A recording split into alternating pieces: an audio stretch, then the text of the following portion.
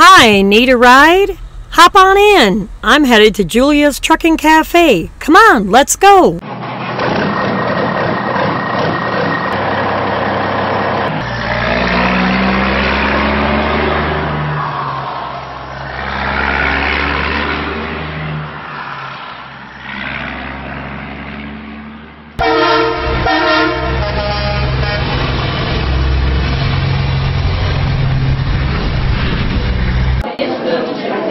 Cool, we made it just in time. Come on, let's go get a seat.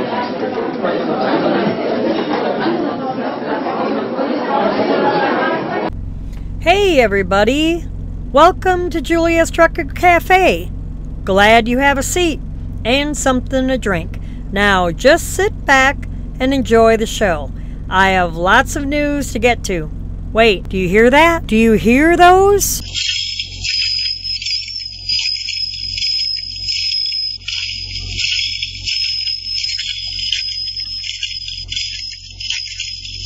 Wow, it sounds like Spurs. Well, look who came to visit our cafe.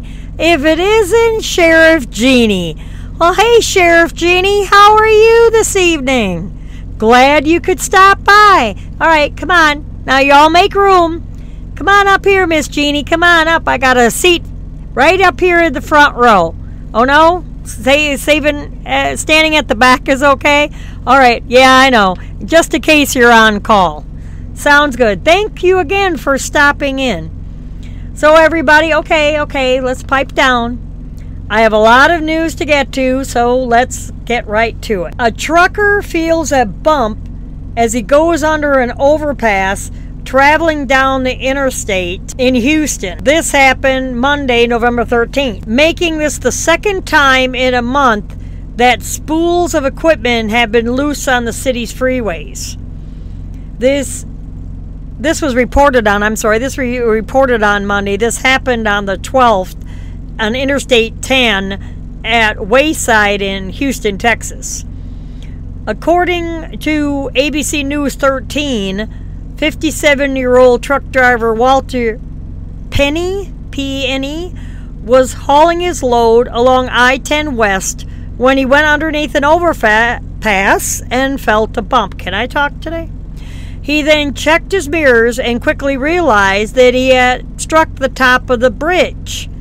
When they say top of the bridge, it meant underneath the bridge as he was going underneath it, sending his load of fiber optic casing crashing off his trailer and onto the freeway, blocking the two westbound lanes. The scene caused major traffic backups as crews worked to remove the enormous spools from the road, but the incident has been cleared. Officials say that each spool weighed around 18,000 pounds, similar to the fast pool knocked loose on the same highway back in October, which sent motorists scattering as it rolled on down the highway. Oh, that would have been a sight to see, huh? The Texas Department of Transportation says that overheight loads are a major issue in Houston and that Penny was cited for the incident. Getting snow in Kansas City turned deadly. Roads in Kansas City area turned deadly on Monday as light snow fell for much of the day, making for slick conditions. Well, we know that if you ever drove in Kansas City, we know that they don't like treating their streets ahead of time. People, it's called pre-treating the highway. They could do it in Ohio. They do it in Indiana. They pre-treat in Illinois. Even sometimes in Nebraska. I don't understand what's Missouri's problem. I even wiped out an F-150 because I hit a patch of black ice because they refused to treat the road, and I still have the scar on by my eyebrow from that when my head bounced off the dash. Anyway, back to the article. I digress. Sorry. Snowfall totals in Kansas City area, it varied depending on the location of Kansas City you were in. Areas north of downtown Kansas City seen 1 to 2 inches of snow. Areas to the south has seen as much as 3 inches or more. The Missouri Highway Patrol reported at noon and there again, this was on Monday, this was November 12th, that troopers in the Kansas City area and surrounding counties had responded to 175 weather-related incidents, including 86 crashes. Those crashes included 10 injuries and 2 deaths. One of the deaths was reported in a crash on Interstate 49 in Missouri 291 in Harrisonville. The other was a head-on crash along Missouri 52 in Henry County. Details of the crashes were not immediately available when this article was written. The Highway Patrol said all roads in the Kansas City area were at least partially covered with snow or ice. The roads were expected to remain hazardous through Monday evening and into Tuesday morning. Anytime we have our first major weather event of the year, you see numerous crashes, says Sergeant Colin Stossberg, a spokesman for the Missouri Highway Patrol. Drivers were urged not to go out unless it was necessary. Sergeant Stossberg, you really need to get with Department of Transportation to start pre-treating the highways. That would save a lot of money in crashes.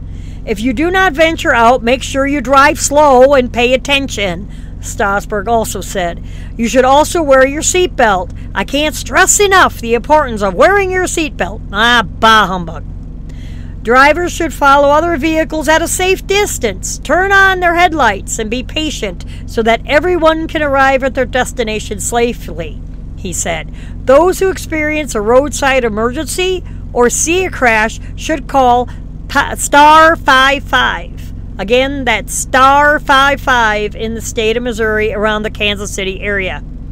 Because of the number of crashes, some police departments, including those in Overland Park and Prairie Village, asked drivers in non-injury accidents to walk in their reports later. In other words, go ahead and fill out a report or something and make a report, turn it into the police department at a later time.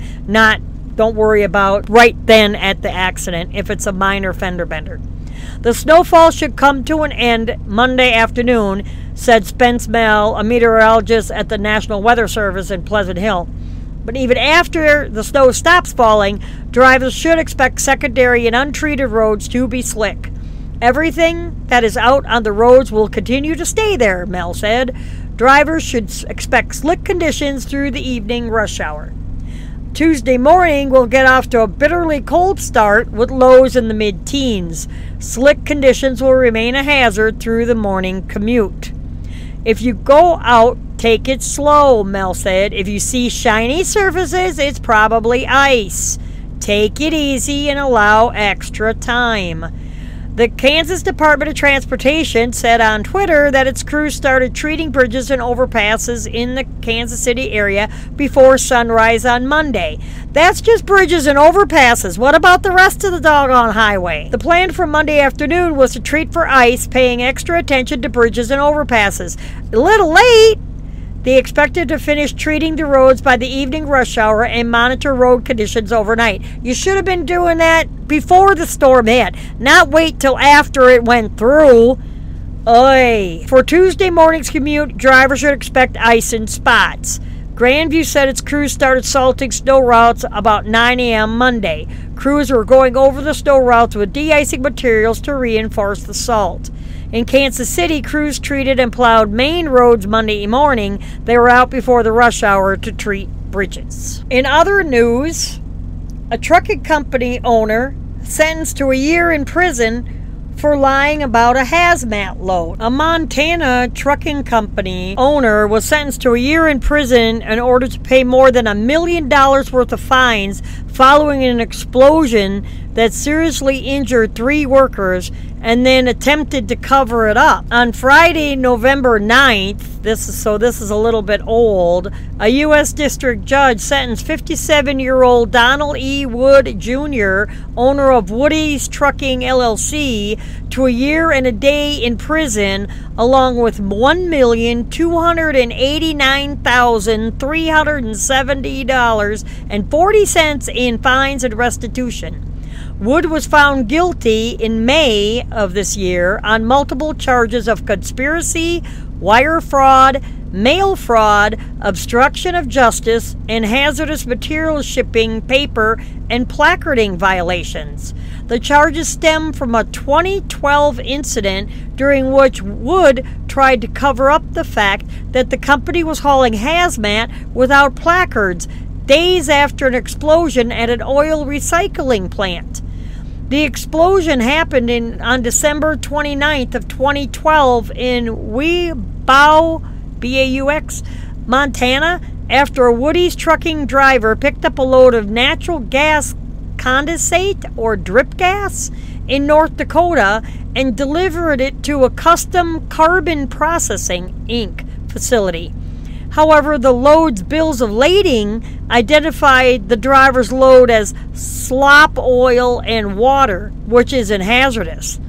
On the date of the explosion, the driver was pumping from the truck's front tank into the CCP facility when flammable vapors from the drip gas ignited and caused an explosion, injuring 3 employees. The tanks on the truck burned for 8 days. It was determined later that the truck contained drip gas and not slop oil and water, according to a news release from the U.S. Attorney's Office. The CCP facility was destroyed by the explosion. Holy mackerel. Days after the explosion, Wood reportedly told another one of his drivers to place a falsified bill of lading in the burned-out truck. A falsified bill of lading was also submitted to the insurance company and to the Occupational Safety and Health Administration, or we know it as OSHA. Woody's trucking employees later sued the company and the CCP facility for negligence. Truck driver Kelly Steen, who was contracted by Woody's Trucking, was separately convicted in 2015 on a felony charge of transporting hazardous materials without a placard and sentenced to 3 years probation and a $2,000 fine. Now that's the driver that was leased on to Woody's. Assistant U.S. Attorney Brian Drake says that Wood engaged in deceitful, fraudulent, and dangerous conduct, manipulating his otherwise legitimate business practices in order to line his own pockets. Now, this is just amazing what a doggone owner would do to, make the extra dollar. It just totally amazes me. This episode of Julia's Trucking Cafe is brought to you by Julia's Virtual Assistant Service. Have you ever thought about hiring a virtual assistant? Do you even know what a virtual assistant is? Well, may I suggest you contact Julia's Virtual Assistant Service to find out how they can help you and your business.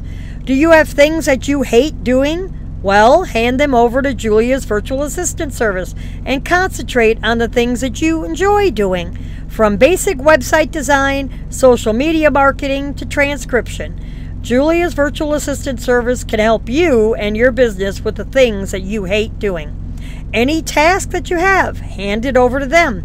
Are you a truck driver? Have to do taxes at the end of the year? Are you a lease owner-operator or just a regular owner-operator and you have to be able to send in all your receipts to your accountant? Send that over to Julia's Virtual Assistant Service. She'll put it in a spreadsheet for you and return all of your receipts and categorize monthly in order for you to turn it into your accountant. So contact them today with any task that you have by going to their website at juliasvaservice.com. That's Julia's, V as in Victor, A as in Apple, service.com, juliasvaservice.com. Visit the website today and click on Contact Us page. Now, the lack of adequate truck parking we've talked about in past episodes may be a factor in an accident that occurred in Pennsylvania. A violent crash involving a tractor trailer parked along the shoulder of a Pennsylvania interstate was caught on dash cam earlier in the week, and some people say lack of adequate truck parking may have been a factor. The crash happened on Monday, November 5th, eastbound I-78 in Bethlehem Township, Pennsylvania.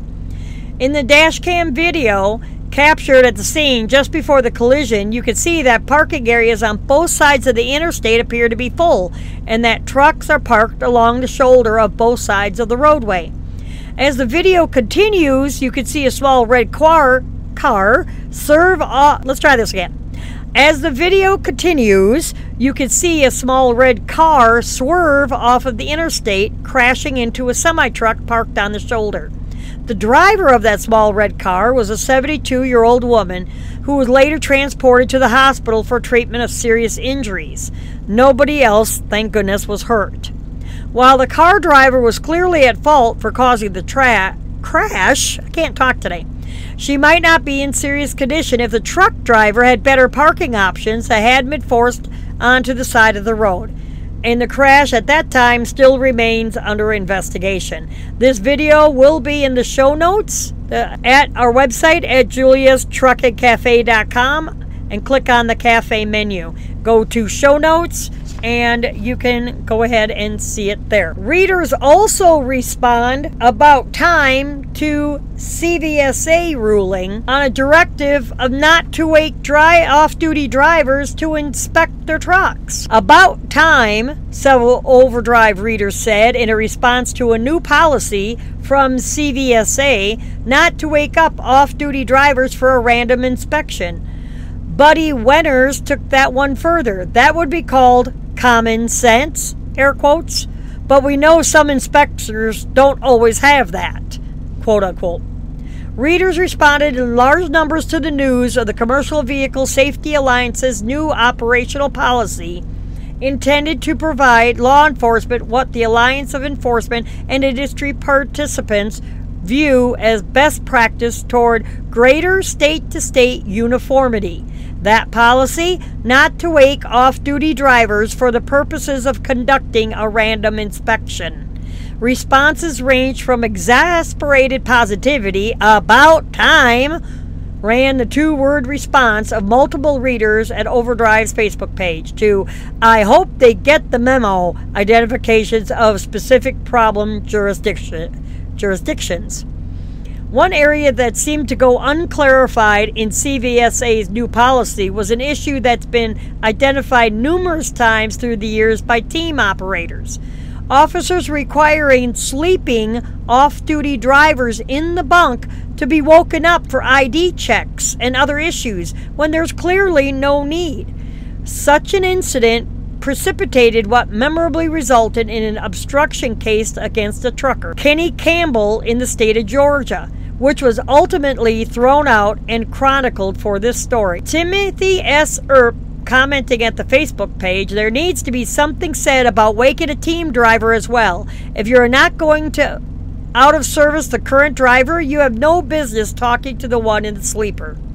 As for clarification of the issue, CVSA Executive Director Colin Mooney emphasized the policy is to not wake up any drivers. As far as a co-driver needing to be woken up, it's not something that we encourage because it defeats the purpose at that point of the driver getting their rest. You know, y'all know what I say to that.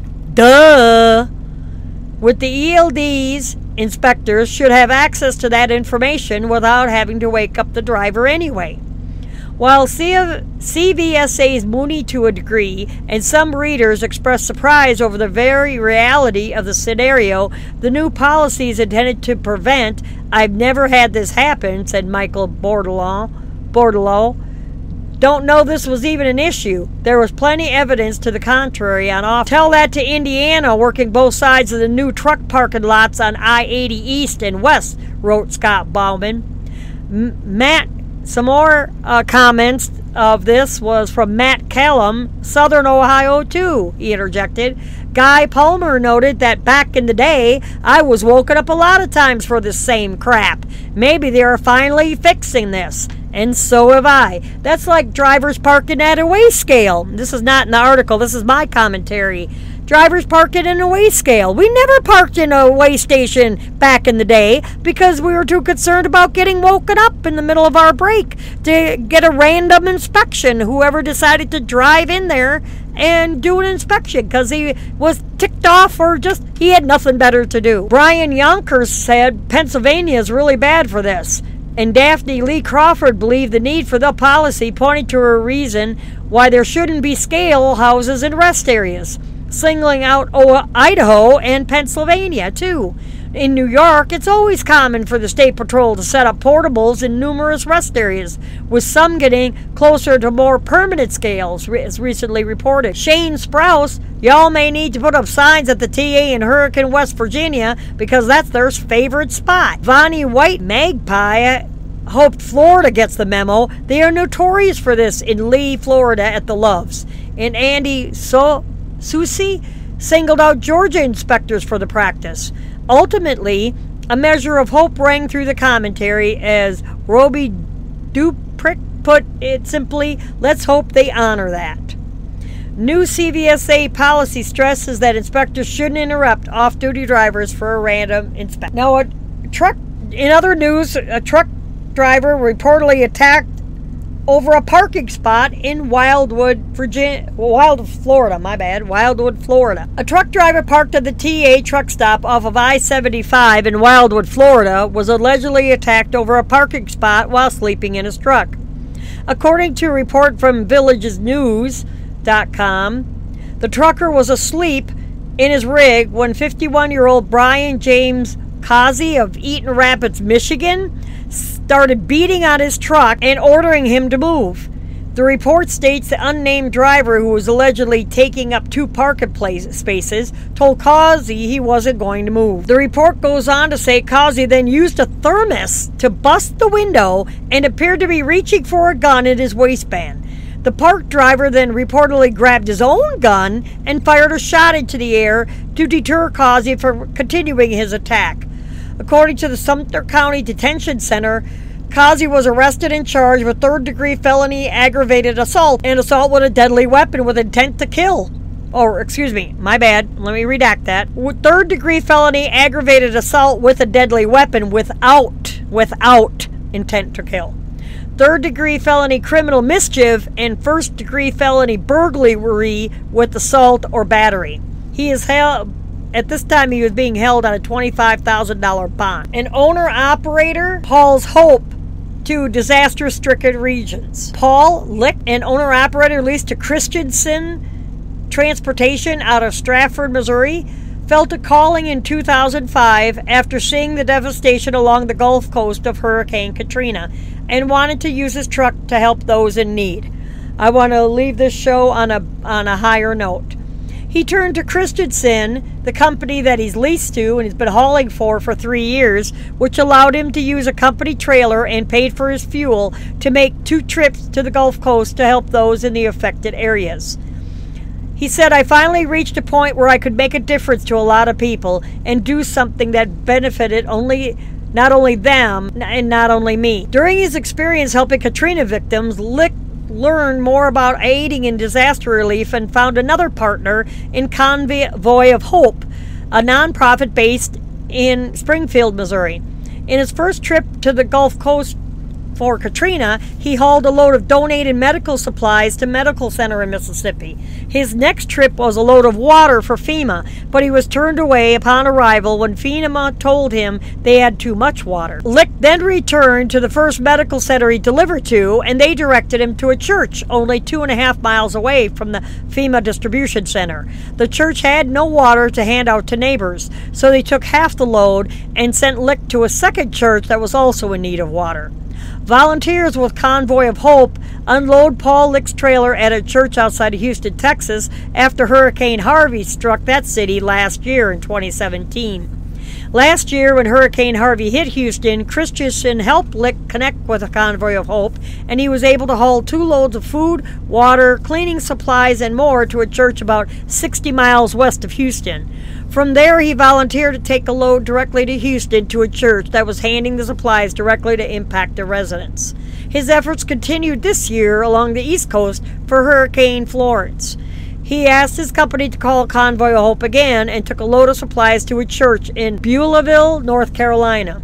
The 2 Million Mile Driver plans to continue his efforts to help storm-impacted areas in the future. I'm going to pick out a storm a year as long as I can do it, Lick said. I don't think I will have any trouble finding a storm. I want to say I greatly appreciate all of you that tune in every week to listen to the cafe. If you are new here to the cafe and you'd like to check us out at the bottom of every podcast episode on our website at juliastruckingcafe.com, there are links that I've listed on where you can find me, like iHeartRadio, YouTube, iTunes, Facebook, and many more. Like us on Facebook, and don't forget to join our discussion group at Julia's Trucking Cafe Regulars. I share recipes on our page, videos, and much more. Please also subscribe to our email list, and I will send you the show notes, the articles that I just talked about in this episode, or any episode, right to your inbox. I don't share your emails with anybody. They are kept private. In the future, I'll be having new things coming out. And if you're on the email list, you will have priority in getting those new things that are in the works. You have to want to stay in the know, listen to our show, and subscribe to the email list. And before I forget, please feel free to leave a comment on the bottom of any episode that you listen to. I read each and every one, good, bad, or indifferent. You could always email me. My email is listed right on the contact page. And if you have an idea for an upcoming show, please feel free to email me.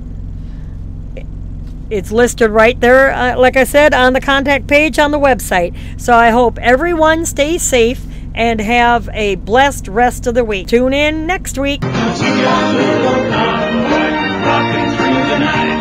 Yeah, we got a little convoy. Ain't she a beautiful sight? Come on and join